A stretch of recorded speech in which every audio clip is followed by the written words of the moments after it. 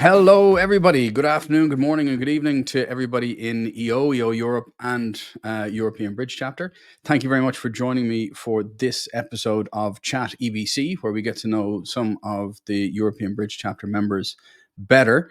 Today, we're joined by Thomas, who's got some really interesting things to share with us about his international journeys, about where he's built his businesses, where he's living now, and more recently, having taken the ultimate step and gotten married. So, Thomas, tell us about yourself.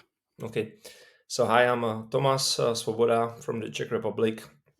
Uh, the most interesting and significant things about me, I would say that I'm uh, I'm very big fan of endurance sports. So I'm triathlete. Here you can see that I'm doing some like Ironmans, and a couple of others.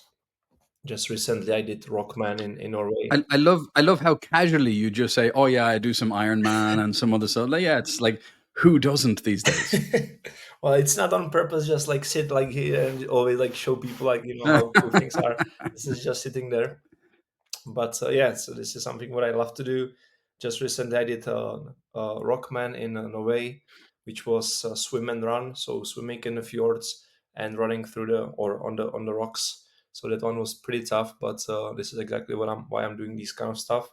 And so my entrepreneurial journey actually started in Vietnam, where I have a company. It's a market entry consulting firm, and so I kind of like was fortunate enough to start my entrepreneurial journey s- by kind of like not being happy about trying to sell my ideas to my bosses, and I just decided that I want to do things on my own. And this was exactly in the time 2018 in Vietnam, and I started market entry consulting firm, which is helping international companies to expand to Vietnam. The company within 3 years was acquired by Singapore Group, so that was amazing success, especially during 2 years in the COVID. And uh, and now I started a new company, a matchmaking platform for experts in sustainability and companies who are wishing to be more sustainable. So this is my new passion and what I'm fully focusing on. So, when you say matchmaking, you're talking about having experts who are looking to or helping people connect with experts, not Tinder for the eco warrior. No, no, no, no, You're no. not We are talking about that talking kind of mainly matchmaking. sustainability. Okay. So we are talking like we have these terms right in mainly in Europe about ESG and environment, social Hmm. governance, and many companies need to fulfill some standards, some reports, and there are so many experts out there. And basically, what we do, we are connecting these two together in this platform. And what was it that made you want to? I mean, you pivoted. Obviously, you sold the business. You had a buyout of the Singapore business with the Singapore buyer, and this is a very different type of business. Correct. This is a different way of a completely different industry. Was it that attracted you to go in that direction at this point? So I would say that the core is pretty similar because in Vietnam, you have a lot of companies around the world, and they are planning to expand their business to Asia, and they are looking for local partners, local distributors. So at some point, we were already doing matchmaking in that business. So I'm basically using this skill and experience and focusing on something what is more impactful, and that leads to the businesses I was working for in previous years before I went to Vietnam, and so I was working in, for example, in a bio-based management company. So we are preventing the waste creation and so on. I was in a student organization focused on impact, interculture, internships. And so I was always pretty much engaged in this impact and ocean cleanups, trash heroes, meetups. And I basically realized that's what I really want to do after this acquisition, that I want to really focus on something highly impactful, which can last, can even survive longer than my life. And this is it, helping companies. This is my background as well, business development, expansion, sales, and helping companies to improve their operations, because I'm a true believer of when you do something positive and people see it, they're also more inclined towards to you. So for many companies, they see this ESG as something that extra budget, extra pay. But I look on the Hmm. other way around that. More you do something positive, something impactful, then people will see it and they would like to buy from you the most. So one beautiful example, Patagonia, right? Great company, CEO everywhere in the media, how he sold or Hmm. basically gave away all of his fortune, and so he gave it to the good purposes. And I just saw some report about Patagonia revenues in September skyrocketing, right? So this is Hmm. exactly what is it about. So tell me a little bit. So you've mentioned ESG is what you're talking about now, but many of EOers will also know about the SDGs, the Sustainable Development Goals. We're talking about different things. There is some overlap, obviously, in these things. It's all about trying to make the world a better place. But tell me more specifically what ESG means, how it impacts businesses, what kind of things they can be doing. Mhm. Sure. So there are so many shortcuts. We can talk about CSRD and just so many. Okay, Sustainable Development Goals created by United Nations. 17 goals we have, and so basically we are not talking only businesses. We are talking NGOs. We can be talking any kind of organizations who are just focusing on one of these areas, one of these goals. Can be many, but you can literally start a project on your street and start. I don't know, focusing on improvement of the street, I don't know, trash collection, da, da, da, da, and you are fulfilling one of these goals in small Hmm. portion.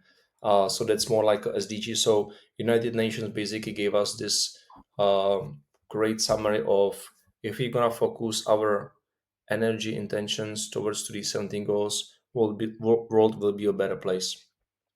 ESG on the other side, environmental, social, and governance.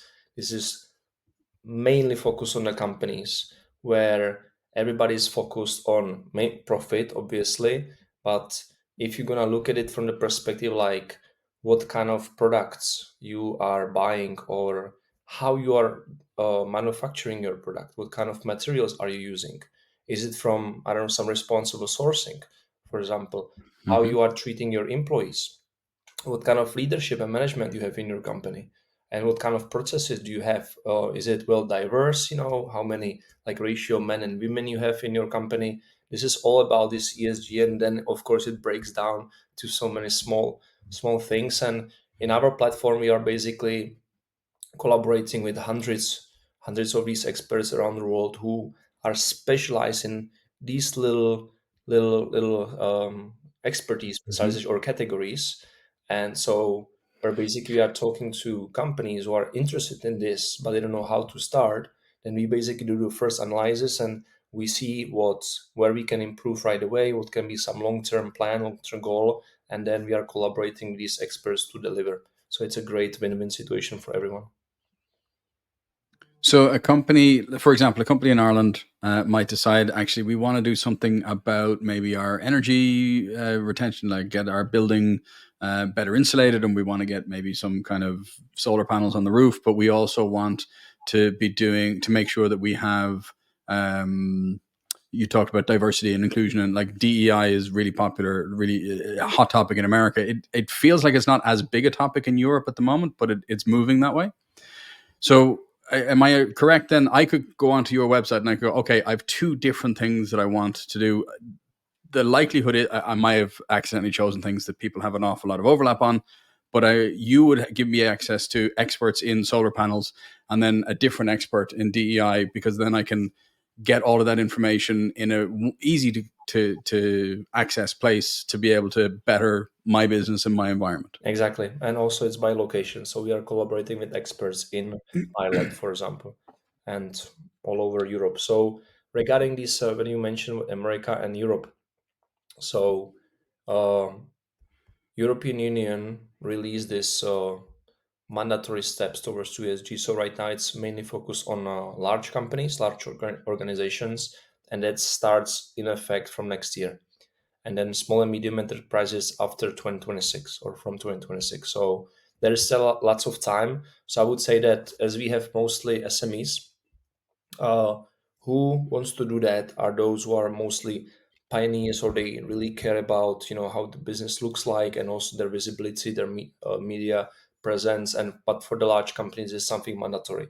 So now you can see that sustainability reports, by that company, which normally Hmm. everybody knows them as doing something. I don't know, oil, gas, loans, for example, things which you can put right away to the bucket of, you guys are not corporate social responsible company. But exactly, the CSG are forcing them to start thinking about the processes, what they can do differently. And the interesting part is that we have these new job roles starting actually in action. So you can see that many companies are hiring sustainability manager or ESG manager. So or or value chain manager. So these people are basically literally hired to improve the whole value chain in the Hmm. companies, from, I don't know, supplier to customer. Amazing. So it's another leadership position to help make the companies more sustainable, more aligned. Like the way that we would have had a marketing manager, you're talking about now having a dedicated ESG manager or something else to make sure that not only are the companies being compliant, but ideally in your ideal world, then I'm guessing that people will be ahead of the curve, and the people who do more get more recognition, and it's actually more beneficial for their business. Absolutely. Yeah. What's on your mind? So as you're building this, have you exited the other company in Vietnam? Or are you still, is that still, there's still a process to go on that? Yeah, so it was merger acquisition. So company Hmm. was acquired from two-thirds, or bigger part. So I still have my shares there. I'm still a shareholder, board role, board position. But at the same time, this month I'm leaving in October my executive role in the company, and so I'm already living in Europe. So basically, right after merger, I found successor for the CEO role. So I was able to move back to Europe because I lived 5 years there. Now I'm spending more time with my family, with my wife. Just 4 months old marriage. Yeah, I was going to get to that. I was going to get to that. Are you used to calling her your wife now? Because it's only been a couple of I got months. used to it. I got used to it. I was kind of like shifting Okay. from girlfriend to my partner, now to wife. So I got used to wife keyword already. Okay. And yeah, so we are building. Next step is start a family. And so yeah, being here is something important for her. I mean, I could still live longer in Vietnam or in Asia, but for her it's more comfortable to be here, and for me as well. So that's why we made these changes, and I'm super grateful because, for example, COVID and lockdown, the whole situation in Vietnam was very tough for Hmm. foreigners. And I was able, really, by all the energy and being super resourceful, to make our company keep growing. So also, as a healthy business, we were able to be acquired, and so yeah, then move back, and just from here, building a new one, because I also don't see myself much bigger value, or much value for something which is 5 hours ahead of time, not being in office. So Hmm. everything just makes sense. But at the same time, it was a good run. 5 years in executive role, and so closing this chapter, being on the board of on monthly meetings, to see the company still doing well, but at the same time, still young as I am, starting a new company. Very good. And so your wife got it right. Your wife, she's Czech as well, Yes, right? correct. Yeah. So that makes even more reason why you would both be in Europe and staying in Europe. Yes, So. absolutely. Yeah. She's a keeper, and definitely she was very brave, because when we started, we were together for a year or something, and she just moved to Prague, where I was living in that time. And 6 months, when we rented this apartment, 6 months after, I told her that I got a job offer in Vietnam. And she was basically the last person I told about this situation, because I knew that if I tell her first, she would be freaking nervous. until I'm gonna do the final decision. So I was speaking to so many people because also for me it was a big step, right? Like I've never been in Asia before. The only Asian experience was going to the Chinese restaurant. So yeah, massive leaving comfort Yeah. zone. But sorry, just to be clear, you and I met we at the beginning of summer in Prague. There's a lot of Vietnamese restaurants Yeah, in Prague now. yeah. So did you at least go to Vietnamese restaurants, or was it just the Chinese restaurants before you went to Vietnam? I would call it Asian. So let's call it like Thai, Asian. Okay. Japanese. So just so that was my like biggest Asian experience before. And the moment it was first April to 2017 when I landed, it was Saturday, and so my colleagues took me to this tour de bars. So I got smashed the first night in Asia, which nicely killed the jet lag, and then the whole Sunday I Hmm. was just sleeping, and on Monday I was managing 200 Vietnamese people. 98% of them didn't speak English. So Wow. And how's your Vietnamese? I can say maybe 30 words, which is the vocabulary is Okay. about counting 1 to 10, so that's 10 words, and something Hmm. around like restaurants and bars, 10 words, and then taxi vocabulary, another 10 words. That's what I can do. Okay. That must have been challenging. So how long have you been in EO then? Because you went to Vietnam to get a job, to take a job, but then you started your own thing. Is that right? Yes, correct. And then that grew, obviously. Yes, correct. So this is the EO part is interesting. So 2018, so I started basically with startups, entrepreneurial life. So 2017 I was hired. Then I left the business. It was fintech startup. 2018 I started entrepreneurship, and so it was either 2018, I think so, 2018 or 19, something like this, but early 2019 when I happened to visit some event, and that event was with founder of Trivago, and it was organized by EO. And so I was sitting there, and then someone came to me. Was like, who are you? Like, how did you get to this event? I was like, I don't know. I just got here, on this, listening to this nice interview. And then there was like a leaflet about EO, and I started reading it, and I was like, oh shit, okay, this is the requirement. Oh, okay. I'm not supposed to be here, but I kind of like fell in love with it because it was well organized. It was great speaker, great moderator, and I kind of like dedicated myself. One day I'm gonna get there. So 2 years of entrepreneur journey, I qualified, and then I joined EO Vietnam, and this was my first time.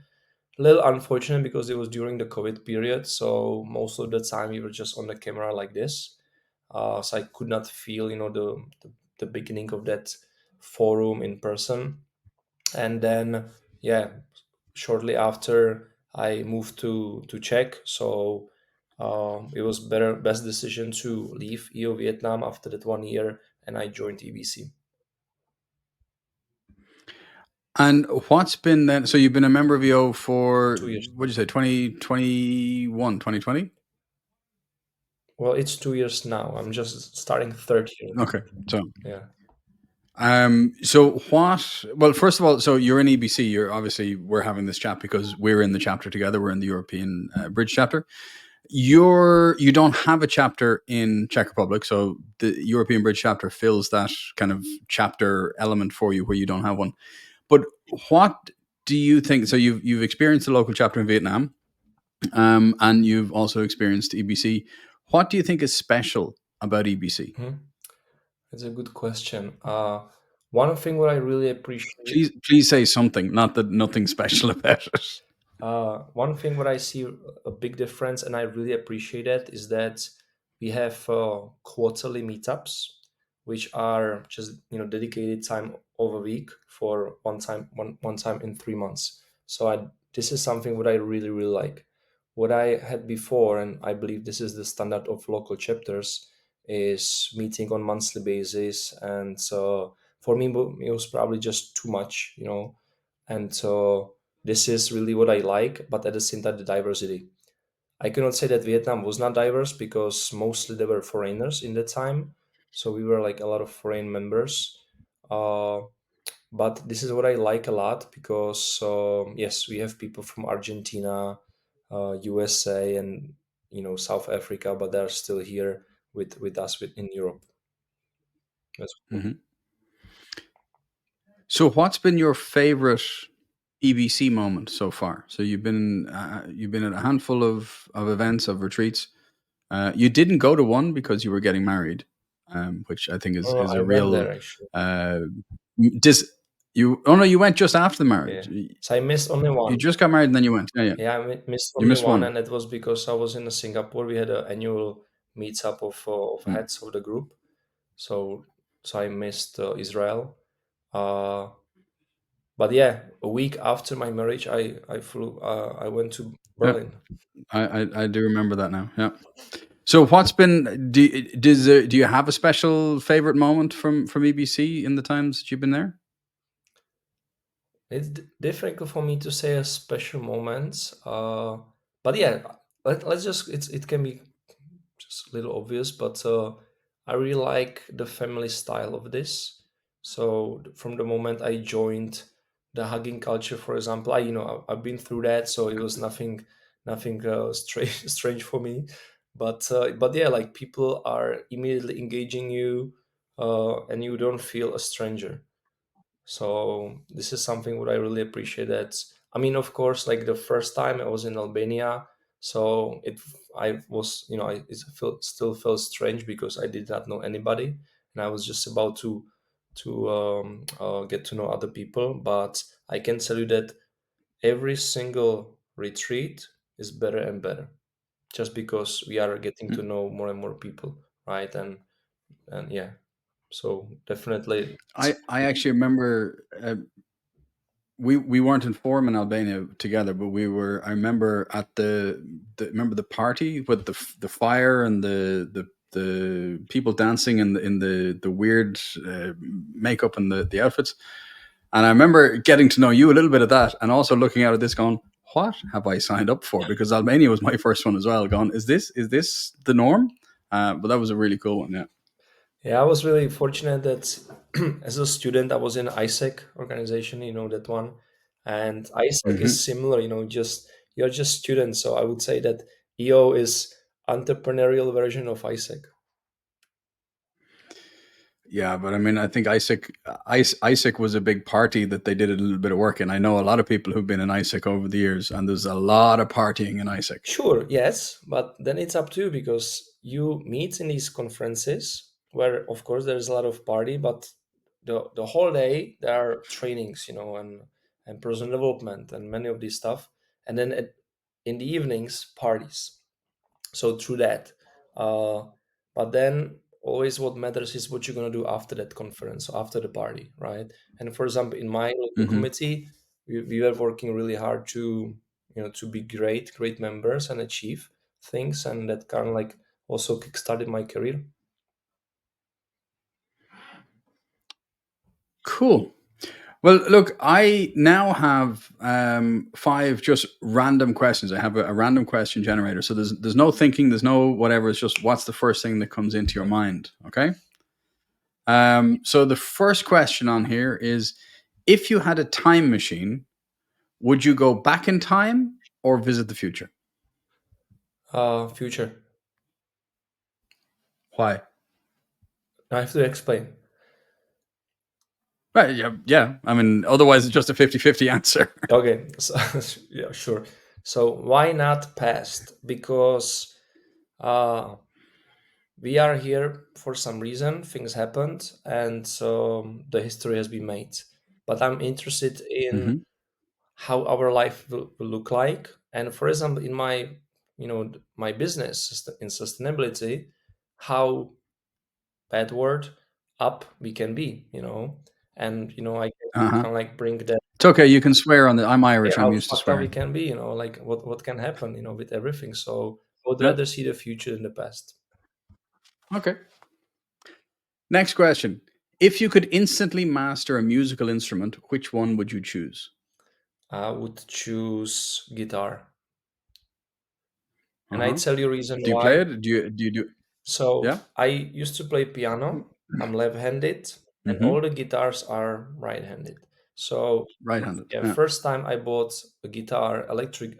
I bought immediately electric guitar, and I bought it during the COVID time in Vietnam. And it took me 2 months to find guitar for lefties. 2 months, and then when I was learning on that, I realized that I'm very bad like with my fingers and everything. So I was able to do just something very easy, very simple. And then the guitar was standing in the same place for another 1 year until I sold it. Yeah. So I have big respect to all guitar players. I'm also left-handed. But when I learned how to play the guitar, I had to learn how to play right-handed. So I played the guitar like this. Okay. Um, I my golf clubs are right-handed golf clubs because couldn't find left-handed golf clubs to learn on, so I had to learn on. So yeah, I as a fellow lefty, I feel your pain on a lot of this stuff. Okay. So next question. This is number 3. What's your biggest pet peeve? What's the biggest thing little thing that just annoys you? uh well, my This conversation, is a public forum. Don't look towards your wife. Don't look. she's in the top floors. Okay. What annoys me if I cannot move forward in a discussion or in any argument. It just really annoys Hmm. me if I just have to repeat myself, and yeah, that. Okay. That good to know in forum. Cool. What's a new skill you've picked up in the past year? It's a new skill.